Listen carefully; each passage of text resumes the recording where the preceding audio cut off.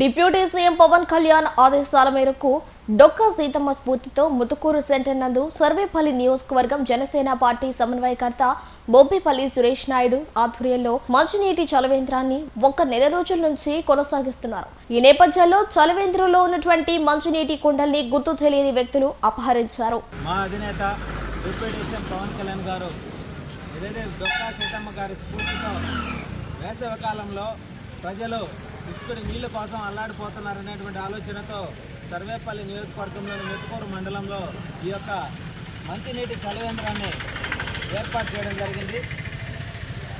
30 రోజుల నుంచి ప్రతిరోజు కూడా ప్రతి ఒక్కరూ కూడా మంచినీళ్ళు తాగే విధంగా కుండల్లో చల్లటి నీళ్లను ఏర్పాటు చేస్తే నిన్నటి రోజు ఆ కుండలను కూడా ఎత్తుకోపోయినటువంటి పరిస్థితి నిజంగా ఎంత దారుణం అంటే దాహతితో అల్లాడిపోతా ముతుకూరు మండలంలో చుట్టుపక్కల కంపెనీల నుంచి ఎంతోమంది శ్రామికులు కార్మికులు ఇక్కడికి వచ్చి లావాదేవీల్లో గుక్కడి మంచినీళ్ళు దాహం తీర్చుకునేటువంటి పరిస్థితి.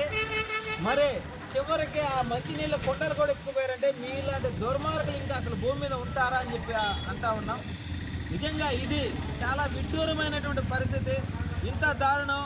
మరి ఆ కుండలు కావాలంటే మేము తెచ్చిస్తాం కదయ్యా.